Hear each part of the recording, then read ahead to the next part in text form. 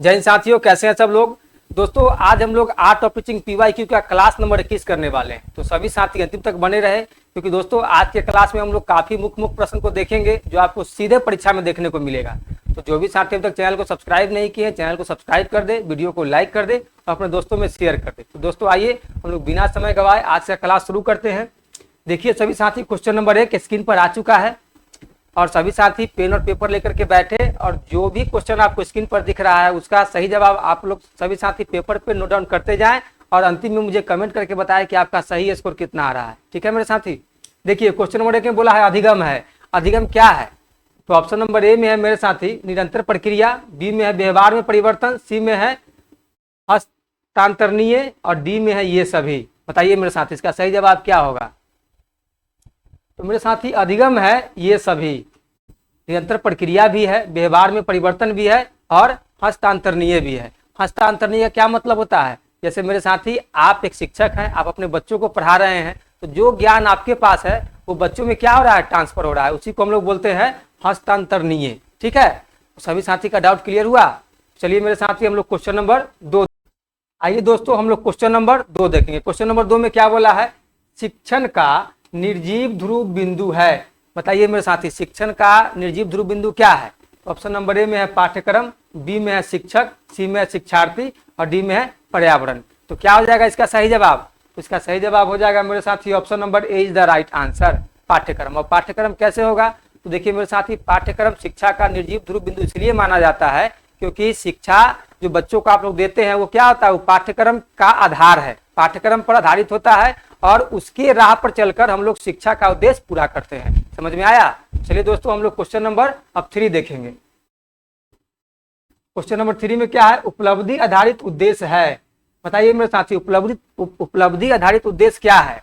तो option number A में है मापन योग, बी में है साध्य योग, सी में है लक्ष्यान्मुखी और डी में है ये सभी। बताइए क्या होगा? तो उपलब्धि आधारित उद्देश्य होता है ये सभी, option number D is the right answer. ये मापन योग भी होगा, साध्य योग भी होगा और लक्ष्य उन्मुखी भी होगा। ठीक है, चलिए क्वेश्चन नंबर 4 में आते हैं हम सभी साथी। क्वेश्चन नंबर 4 में क्या बोल रहा है? उद्देश्य का महत्व है। उद्देश्य का क्या महत्व होता है? बताइए उद्देश्य का क्या महत्व होता है? तो ऑप्शन नंबर ए में है लक्ष्य को परिभाषित करने में, बी में है क्रिया की पहचान करने में, सी में है निर्णय मार्गदर्शित करने में और डी में होता है उपरोक्त सभी। डी में क्या है? उपरोक्त सभी। इसका सही जवाब क्या होगा? तो मेरे साथ इसका सही जवाब होगा option number D is the right answer. उद्देश्य का महत्व लक्ष्य को परिभाषित करने के लिए भी किया जाता है, क्रिया की पहचान करने के लिए भी किया जाता है और निर्णय मार्गदर्शित करने में भी किया जाता है। ठीक है, चलिए क्वेश्चन नंबर 5 में आइए। क्वेश्चन नंबर 5 में क्या बोल रहा है? ध्यानपूर्वक देखिए और इसका जवाब कमेंट बॉक्स में लिखिए। नवीन ज्ञान का सृजन अधीन है। बताइए नवीन ज्ञान का सृजन किसके अधीन है? ऑप्शन नंबर ए में है संज्ञानात्मक क्षेत्र से, बी में है भावात्मक क्षेत्र से, सी में है मनोगत्यात्मक क्षेत्र से और डी में है अंतःवैयक्तिक क्षेत्र से। किससे होगा मेरे साथी? तो मेरे साथी नवीन ज्ञान का सृजन हो जाएगा संज्ञानात्मक क्षेत्र से, option number A is the right answer. चलिए क्वेश्चन नंबर 6 में आइए। क्वेश्चन नंबर 6 में क्या बोला है? शिक्षण विधि निर्भर होता है। बताइए मेरे साथी शिक्षण विधि किस पर निर्भर होता है? तो ऑप्शन नंबर ए में है छात्र की प्रवृत्ति और उम्र पर, बी में है शिक्षक की निपुणता पर और सी में है अनुदेश के उद्देश्य पर और डी में उपरोक्त सभी। क्या होगा मेरे साथी? इसका हो जाएगा सही जवाब option number D is the right answer, उपरोक्त सभी। क्योंकि शिक्षण की विधि छात्र की प्रवृत्ति और उनके उम्र पर भी निर्भर करता है, शिक्षक की निपुणता पर भी निर्भर करता है और अनुदेश के उद्देश्य पर भी निर्भर करता है। ठीक है, चलिए क्वेश्चन नंबर 7 में आइए। क्वेश्चन नंबर 7 में क्या बोला है? मस्तिष्क मंथन शामिल है। बताइए मेरे साथी मस्तिष्क मंथन शामिल है, किसमें शामिल है? तो ऑप्शन नंबर ए में है निगमन विधि में, बी में है आगमन विधि में, सी में है मिश्रित विधि में और डी में है खेल आधारित विधि में। किसमें शामिल होगा मेरे साथी? तो मस्तिष्क मंथन शामिल होता है आगमन विधि में, option number B is the right answer. ठीक है, बताइए कोई भी साथी को थोड़ा सा भी जरा सा भी कहीं कोई डाउट तो आप लोग बेंचक कमेंट बॉक्स में लिखिए। चलिए क्वेश्चन नंबर 8 में आइए। इसमें क्या बोला है? शैक्षिक भ्रमण विधि विकसित करती है। बताइए मेरे साथी शैक्षिक भ्रमण विधि क्या चीज विकसित करती है? ऑप्शन नंबर ए में है सहयोगी प्रवृत्ति, बी में है सृजनात्मक गुण, सी में है प्रत्यक्ष ज्ञान और डी में है मेरे साथ ये सभी। बताइए क्या विकसित करती है? तो ये सभी चीजों को विकसित करती है, option number D is the right answer. ये सहयोगी प्रवृत्ति भी विकसित करती है, सृजनात्मक गुण भी विकसित करती है और प्रत्यक्ष ज्ञान भी विकसित करती है। ठीक है, चलिए क्वेश्चन नंबर, आइए दोस्तों अब हम लोग क्वेश्चन नंबर 9 देखेंगे। क्वेश्चन नंबर 9 में क्या बोला है, पाठ योजना में शिक्षण बिंदु है। बताइए पाठ योजना में शिक्षण बिंदु किसके अधीन होता है, बताइए मेरे साथी। सभी साथी इस क्वेश्चन में देखिए कंफ्यूजन में आ जाएंगे। ऑप्शन नंबर ए में क्या है, शिक्षार्थी केंद्रित, बी में क्या है, शिक्षक केंद्रित, सी में है पाठ्यक्रम केंद्रित है, और डी में है कोई नहीं। इसमें अधिकांश छात्र क्या मार देंगे, शिक्षार्थी केंद्रित। लेकिन इसका सही जवाब क्या होगा मेरे साथी, इसका सही जवाब होगा शिक्षक केंद्रित। क्या होगा, शिक्षक केंद्रित, क्योंकि पाठ योजना जो है वो शिक्षक के द्वारा बनाया जाता है बच्चों को पढ़ाने के लिए, तो वो किसके केंद्रित होगा, तो वो शिक्षक केंद्रित हो जाएगा। ठीक है, चलिए क्वेश्चन नंबर 10 में आइए। ब्लूम का वर्गीकरण शिक्षक की मदद करता है। बताइए ब्लूम का वर्गीकरण शिक्षक की मदद करता है, कैसे मदद करता है भाई, आइए देखते हैं। ऑप्शन नंबर ए में बोला है अधिगम उद्देश्य के वर्गीकरण में, बी में बोला है संज्ञानात्मक स्तर के अधिगम आंकने हेतु, सी में भावात्मक अधिगम आंकने हेतु, और डी में है उपरोक्त सभी। बताइए मेरे साथ इसका सही जवाब क्या होगा, इसका सही जवाब हो जाएगा मेरे साथी option number D is the right answer. क्योंकि अधिगम उद्देश्य के वर्गीकरण में भी शिक्षक को मदद करता है, संज्ञानात्मक स्तर के अधिगम आंकने में भी शिक्षक को मदद करता है, और भावात्मक अधिगम आंकने में भी ब्लूम का वर्गीकरण शिक्षक की मदद करता है। ठीक है, चलिए क्वेश्चन नंबर हम लोग 11 देखेंगे। क्वेश्चन नंबर 11, क्वेश्चन नंबर 11 में देखिए मेरे साथी, इसका जवाब सभी साथी सही सही मारिएगा। सूक्ष्म शिक्षण की कुल अवधि होती है। बताइए सूक्ष्म शिक्षण की कुल अवधि कितनी होती है। ऑप्शन नंबर ए में है 20 मिनट, बी में है 36 मिनट, सी में है 25 मिनट, और डी में है मेरे साथी 40 मिनट। इसका सही जवाब क्या होगा, इसका सही जवाब हो जाएगा option number B is the right answer, 36 minute. कितना होता है, 36 मिनट। चलिए क्वेश्चन नंबर 12 में आइए मेरे साथी। क्वेश्चन नंबर 12 में क्या बोला जा रहा है, अभिकर्मित अनुदेशन का उपयोग किया जाता है। बताइए अभिकर्मित अनुदेशन का उपयोग कब किया जाता है। तो ऑप्शन नंबर ए में है प्रस्तुतिकरण में, बी में है निदान में, सी में है उपचार में, और डी में है मेरे साथी ये सभी। ये किस में किया जाता है, तो मेरे साथी अभिकर्मित अनुदेशन का उपयोग प्रस्तुतिकरण में किया जाता है। Option number A is the right answer. ठीक है, आइए दोस्तों अब हम लोग क्वेश्चन नंबर देखेंगे 13। क्वेश्चन नंबर 13 में क्या बोला है, अंतःक्रिया विश्लेषण प्रणाली के उद्देश्य है। बताइए मेरे साथी अंतःक्रिया विश्लेषण प्रणाली के उद्देश्य क्या है, हमको बताना है। तो ऑप्शन में देखिए क्या बोला जा रहा है, कक्षा में अंतःक्रिया द्वारा शिक्षक के व्यवहार की पहचान, बी में है शिक्षक व्यवहार के बारे में वस्तुनिष्ठ आंकड़े और क्रमबद्ध अभिलेख इकट्ठा करना, और सी में है ए और बी दोनों, और डी में है सिर्फ बी। बताइए मेरे साथी इसका सही जवाब क्या होगा।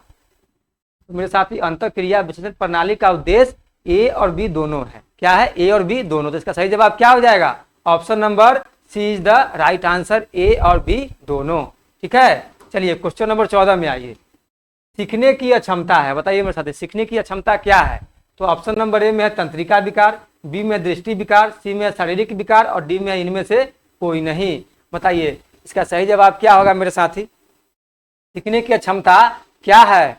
तो मेरे साथ ये होता है तंत्रिका विकार। Option number A is the right answer, तंत्रिका विकार। चलिए क्वेश्चन नंबर 15 में आइए। क्वेश्चन नंबर 15 में मेरे साथी क्या बोला जा रहा है, कक्षा प्रबंधन के अधिगम गतिविधि में शामिल नहीं है। बताइए कक्षा प्रबंधन के अधिगम गतिविधि में क्या शामिल नहीं है।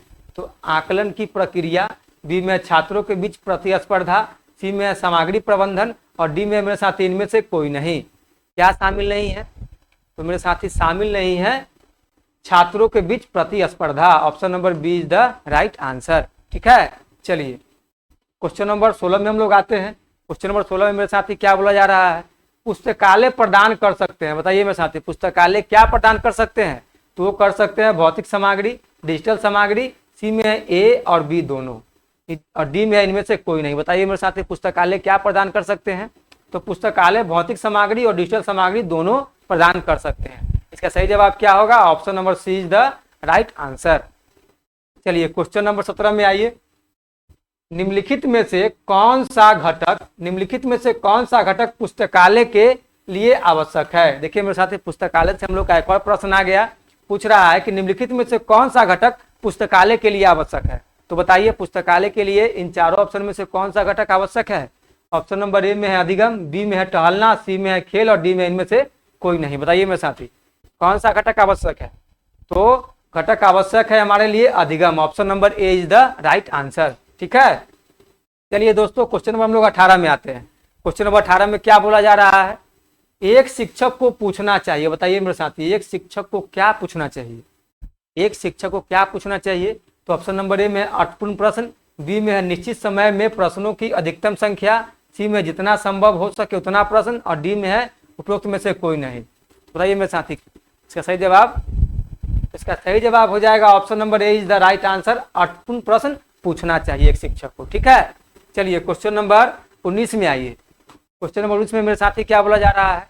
निम्नलिखित में से कौन सा शिक्षक, निम्नलिखित में से कौन सा शिक्षक की असफलता का मुख्य कारण है? अब हमसे पूछा जा रहा है कि निम्नलिखित में से कौन सा शिक्षक की असफलता का मुख्य कारण है, वो हमको बताना है। तो सभी साथी इन चारों ऑप्शन में से बताइए कौन है। तो मेरे साथी ऑप्शन नंबर ए में दिया है पारस्परिक संबंध, बी में दिया है मौखिक क्षमता, सी में दिया है विषय के ज्ञान पर पकड़ का अभाव, और डी में उपयुक्त में से कोई नहीं। क्या होगा इसका सही जवाब? क्या होगा मेरे साथी? इसका सही जवाब हो जाएगा विषय के ज्ञान पर पकड़ का अभाव। Option number C is the right answer. ठीक है, चलिए क्वेश्चन नंबर, आइए दोस्तों अब हम लोग क्वेश्चन नंबर 20 देखेंगे। क्वेश्चन नंबर 20 में देखिए क्या बोला जा रहा है? शिक्षण को अपने शिक्षण काल में महारत हासिल करना चाहिए। मेरे साथी यहाँ पे क्या होगा? शिक्षक, क्या होगा? शिक्षक। शिक्षक को अपने शिक्षण काल में महारत हासिल करना चाहिए। अब उसे किस चीज में महारत हासिल करना चाहिए? तो ऑप्शन नंबर ए में होगा किसी एक शिक्षण विधि में, बी में होगा सभी शिक्षण विधियों में समान रूप से, सी में ए और बी दोनों, और डी में मेरे साथ तीन में से कोई नहीं। बताइए इसका सही जवाब क्या होगा? मेरे साथ इसका सही जवाब हो जाएगा सभी शिक्षण विधियों में समान रूप से एक शिक्षक को अपने शिक्षण काल में महारत हासिल करना चाहिए, सभी विधियों में समान रूप से। ठीक है, चलिए क्वेश्चन नंबर 21 में आइए। इस क्वेश्चन का जवाब सभी साथी कमेंट बॉक्स में लिखिए। क्या है?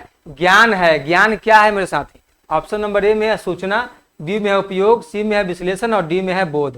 क्या हो जाएगा मेरे साथी? ज्ञान है सूचना। Option number A is the right answer. ठीक है, चलिए क्वेश्चन नंबर 22 में आइए। क्वेश्चन नंबर 22 में क्या बोला जा रहा है?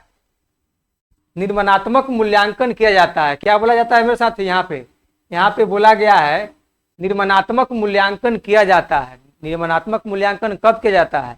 तो दोस्तों निर्माणात्मक मूल्यांकन को हम लोग रचनात्मक मूल्यांकन भी बोलते हैं, उसी का यहाँ पे नाम दिया गया है निर्माणात्मक मूल्यांकन। तो कोई भी साथी कंफ्यूज मत होइएगा, इसी को हम लोग बोलते हैं रचनात्मक मूल्यांकन। ठीक है, तो चलिए हम लोग देखते हैं ऑप्शन में शिक्षण अधिगम प्रक्रिया के बाद, बी में है शिक्षण अधिगम प्रक्रिया के पहले, और सी में है मेरे साथी शिक्षण अधिगम प्रक्रिया के दौरान, डी में है उपरोक्त सभी। बताइए निर्माणात्मक मूल्यांकन कब किया जाएगा?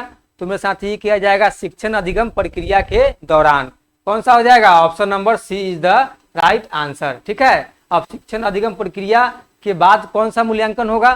तो ये होता है मेरे साथी, बताइए योगात्मक मूल्यांकन। क्या होगा? योगात्मक।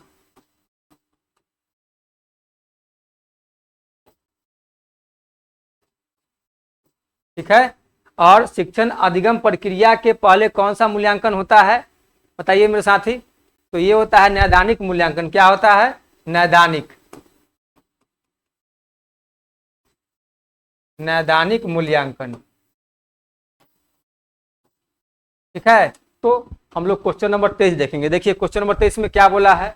रुचि के मूल्यांकन के लिए किस तकनीक का उपयोग किया जाता है? हमसे क्वेश्चन में मेरे साथी पूछ रहा है कि रुचि के मूल्यांकन के लिए किस तकनीक का प्रयोग किया जाता है। तो बताइए सभी साथी किस तकनीक का प्रयोग किया जाता है? तो ऑप्शन नंबर ए में है अवलोकन तकनीक, बी में है जांच सूची, सी में है निर्धारण मापनी, और डी में है मेरे साथी प्रक्षेपी तकनीक। तो बताइए इसका सही जवाब क्या होगा? तो मेरे साथी रुचि के मूल्यांकन के लिए निर्धारण मापनी का प्रयोग किया जाता है। ठीक है, चलिए क्वेश्चन नंबर 24 में आते हैं। क्वेश्चन नंबर 24 में मेरे साथी क्या बोला है?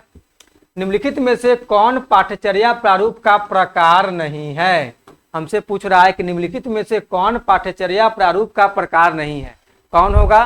तो ऑप्शन नंबर ए में है विषय केंद्रित, बी में है समस्या केंद्रित, सी में है शिक्षार्थी केंद्रित, और डी में है शिक्षक केंद्रित। बताइए मेरे साथी पाठ्यचर्या प्रारूप का प्रकार इन चारों में से कौन नहीं है? तो मेरे साथी ये शिक्षक केंद्रित नहीं होगा। Option number D is the right answer. पाठ्यचर्या का भाग कौन कौन होता है? विषय केंद्रित, समस्या केंद्रित, शिक्षार्थी केंद्रित। शिक्षक केंद्रित इसका नहीं है। ठीक है, इसके प्रारूप में शिक्षक केंद्रित शामिल नहीं होता है। अब क्या है क्वेश्चन नंबर 25? क्वेश्चन नंबर 25 को देखिए। निम्नलिखित में से कौन सा पाठ्यचर्या की प्रकृति नहीं है? अभी हम लोग क्वेश्चन देखे है ना, हाँ अभी हम लोग देखे थे पाठ्यचर्या प्रारूप अभी हम लोग का क्या आ गया, निम्नलिखित में से कौन पाठ्यचर्या की प्रकृति नहीं है। अब हमसे पूछ रहा है कि पाठ्यचर्या की प्रकृति कौन कौन नहीं है, तो बताइए। ऑप्शन नंबर ए में है महत्वपूर्ण, बी में है रचनात्मक, सी में रूढ़िवादी और डी में है सक्रिय। बताइए मेरे साथी इस क्वेश्चन का जवाब क्या होगा। तो इस क्वेश्चन का जवाब हो जाएगा रूढ़िवादी। Option number C is the right answer. क्या बोला गया है क्वेश्चन में, निम्नलिखित में से कौन सा पाठ्यचर्या की प्रकृति नहीं है। तो पाठ्यचर्या की प्रकृति में महत्वपूर्ण शामिल है, रचनात्मक शामिल है, सक्रिय शामिल है, क्या शामिल नहीं है, तो रूढ़िवादी शामिल नहीं है। ठीक है, चलिए क्वेश्चन नंबर 26 में आइए। क्वेश्चन नंबर 26 में क्या है, प्रजातंत्र के सामने सबसे बड़ी चुनौती है। बताइए मेरे साथी प्रजातंत्र के बारे में सबसे बड़ी चुनौती क्या है। तो प्रजातंत्र के बारे में सबसे बड़ी चुनौती है मेरे साथी कट्टरवाद, जातिवाद और क्षेत्रवाद, ये तीनों इसके सामने सबसे बड़ी चुनौती है। तो इसका सही जवाब क्या होगा, option number D is the right answer. ठीक है, चलिए क्वेश्चन नंबर 27 में आइए। शिक्षक को सभी छात्रों के साथ व्यवहार करना चाहिए। मेरे साथी बताइए शिक्षक को सभी छात्रों के साथ कैसा व्यवहार करना चाहिए। तो ऑप्शन नंबर ए में है दोस्त की तरह, बी में है मालिक की तरह, सी में है समाज रूप से और डी में है व्यक्तिगत रूप से। बताइए तो मेरे साथ इसका सही जवाब हो जाएगा दोस्त की तरह। Option number A is the right answer. चलिए क्वेश्चन नंबर 28 में आइए। क्वेश्चन नंबर 28 में क्या बोला जा रहा है, विफलता हमारी सर्वोत्तम शिक्षक हो सकता है अगर, क्या होगा बताइए। विफलता हमारी सर्वोत्तम शिक्षक हो सकता है अगर, मान लीजिए दोस्त आप कोई एग्जाम दे रहे हैं और बार बार उसमें आप असफल हो जा रहे हैं, तो आप उस पर क्या करेंगे कि वो आपके लिए सर्वोत्तम शिक्षक हो जाए। तो ऑप्शन नंबर ए में देखिए क्या बोला है, अगर हम पहले से ज्यादा मेहनत करते हैं, बी में अगर हम विफलता के कारणों को जान लेते हैं, ठीक है, और सी में है अगर हम विफलता का कारण जान लेते हैं एवं पहले से ज्यादा उत्साहित होकर श्रम करते हैं, डी में क्या है उपरोक्त सभी। क्या इसका सही जवाब होगा मेरे साथी, इसका सही जवाब होगा option number C is the right answer. अगर हम विफलता का कारण जान लेते हैं एवं पहले से ज्यादा उत्साहित होकर श्रम करते हैं। मेरे साथी आप अगर बार बार किसी चीज में फेल कर रहे हैं, उसके कारण को अगर आप जान लीजिएगा और उसमें बहुत ज्यादा मेहनत करने लगिएगा तो फिर आप फेल करिएगा। तो क्या इसका सही जवाब होगा, option number C is the right answer. चलिए क्वेश्चन नंबर 29 में ये मेरे साथी क्या बोला जा रहा है, चौक बोर्ड एक प्रकार की शिक्षण सामग्री है। बताइए चौक बोर्ड किस प्रकार की शिक्षण सामग्री है। तो ऑप्शन नंबर ए में है दृश्य, बी में है शब्द, सी में है शब्द दृश्य और डी में इनमें से कोई नहीं। क्या होगा मेरे साथ इसका सही जवाब, तो इसका सही जवाब हो जाएगा option number A is the right answer. Chowk board एक प्रकार की दृश्य सामग्री है। क्या है, दृश्य सामग्री। चलिए क्वेश्चन नंबर 30 में आइए और आज की क्लास का हमारा साथी आखिरी क्वेश्चन, इसमें क्या बोला जा रहा है, टेलीविजन है। बताइए मेरे साथी टेलीविजन क्या है। तो ऑप्शन नंबर ए में है दृश्य सामग्री, बी में है दृश्य श्रव्य दृश्य सामग्री, सी में है भव्य सामग्री और डी में है इनमें से कोई नहीं। बताइए इसका सही जवाब क्या होगा। टेलीविजन क्या है, तो मेरे साथी टेलीविजन है श्रव्य दृश्य सामग्री, जिसको हम लोग सुनते भी हैं और देखते भी हैं। ठीक है, तो क्या हो जाएगा, श्रव्य दृश्य सामग्री। तो बताइए सभी साथी, आप सभी साथियों को आज का क्लास कैसा लगा, सभी साथी कमेंट बॉक्स में लिखिए। और जो भी साथी अब तक चैनल को सब्सक्राइब नहीं किया है, चैनल को सब्सक्राइब कर दे, वीडियो को लाइक कर दे और अपने दोस्तों में शेयर कर दे। और उससे पहले सभी साथी कमेंट में बताएं कि उनका 30 में कितना मार्क्स आ रहा है। ठीक है मेरे साथियों, तो हम लोग फिर मिलेंगे नेक्स्ट क्लास में नए टॉपिक के साथ, नए क्वेश्चन के साथ। तो आज के लिए इतना ही, धन्यवाद, जय हिंद।